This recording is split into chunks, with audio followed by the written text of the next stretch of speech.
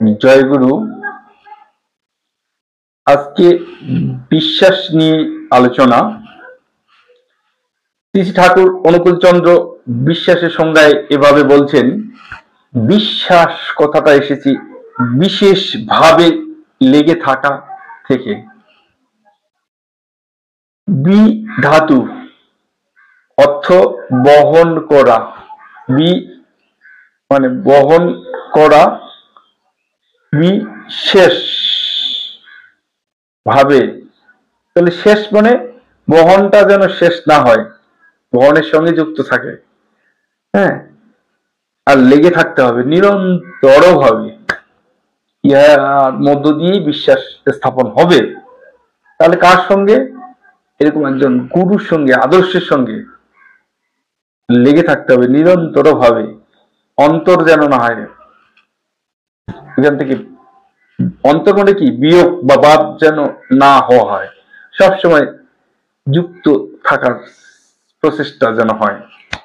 ঠিক ওই নিরবিচ্ছিন্ন ভাবে লেগে থাকতে হবে, অহৈতুকু ভাবে, হেতু ছাড়া লেগে থাকতে হবে। গভীর বিশ্বাসী সবই হতে পারে, এরকম অনেক গল্প ইতিপূর্বে হয়ে গেছে। আজকে একটা ব্যতিক্রমধর্মী গল্প, যে এই বিভীষণের কথা আপনারা জানেন। তো এক নদীর তটে বিভীষণ দাঁড়িয়ে আছেন। এমন সময় ওই বিভীষণের কাছে একজন পথিকৃৎ চলে আসলেন, এসে ওই পারাপারের জন্য খেয়া তরণী খুঁজতেছেন, কিন্তু দেখা যাচ্ছে না। তো এবার বিপদগ্রস্ত ওই পথিকৃৎ বিভীষণ মহাশয়কে জিজ্ঞাসা করলেন যে কোনো তরুণী তো এখন নাই, তাহলে খেয়া পার হব কিভাবে, মানে নদী পার হব কিভাবে, হাউ ইজ ইট পসিবল, কিভাবে সম্ভব পার হওয়া নদী? তো বিভীষণ বললেন, চিন্তার কোনো কারণ নাই, আমি আপনার পারাপারের সমাধান বা ব্যবস্থা করে দিচ্ছি। শুধু আপনি রাম নাম জপ করেন, বিশ্বাস করেন, আর আমি যে পুটলিটা দেব সেটা আপনি নিয়ে, হ্যাঁ, প্রভুর নাম রাম নাম স্মরণ করতে করতে পারে দেবেন, হেঁটেই চলে যাবেন জলের উপর দিয়ে, বিশ্বাস রাখবেন। এবার বলে দিলেন। ওই পথিকৃৎ রাম নাম জপ করলো, আর বিভীষণ গোপনে, কিন্তু তার দৃষ্টি আড়ালে একটা কাগজে বা একটা পাতায় রাম এই কথাটা লিখে দিলেন, আর একটা কাগজ কাপড়ে বেঁধে তাকে দিলেন। ওই পথিকৃৎ ওই পুটলিটা, ছোট্ট পুটলিটা নিয়ে হাতে করে নিয়ে রাম নাম জপ করছে, আর ওই তরঙ্গ নদীর উপর দিয়ে হেঁটেই যাচ্ছে, কোন তরুণী ছাড়াই হেঁটে পার হচ্ছে। এবার যেহেতু বলছেন বিশ্বাস স্থাপন করে যেতে হবে, সেহেতু যাচ্ছেন।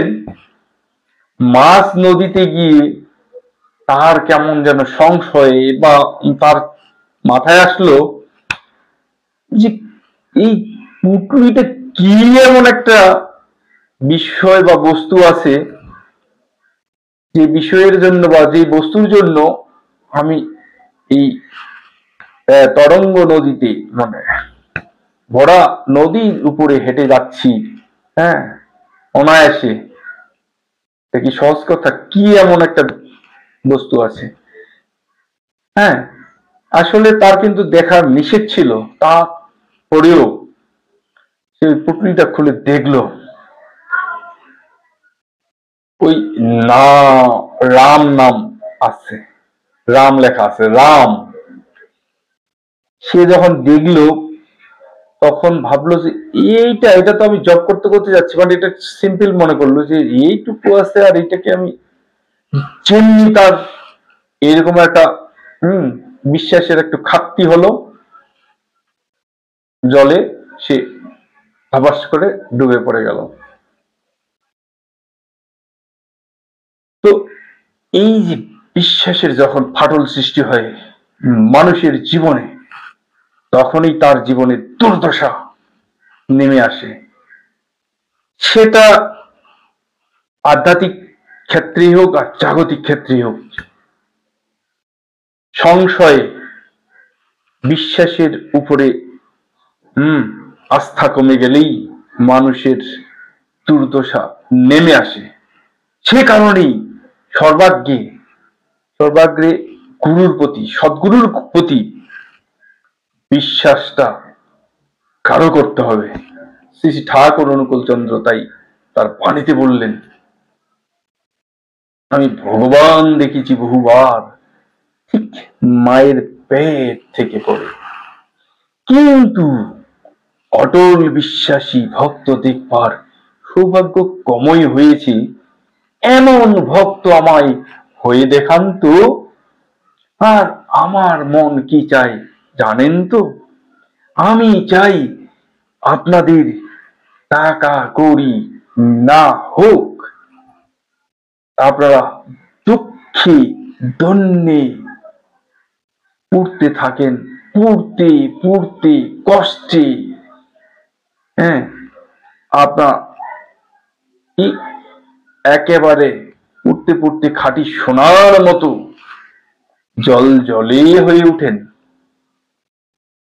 এমনটাই আমার ইচ্ছে হয়। তাহলে ঠাকুর চায় যেমন ভক্তরা যেন দুঃখ দন্যে কষ্টে পুড়তে থাকে, কষ্টে থাকে, তাহলেই পুড়তে পুড়তে পাকা বিশ্বাসী হয়ে উঠবে। এমনটাই তার ইচ্ছা হয়। এটাই হয় যেন। জয় গুরু।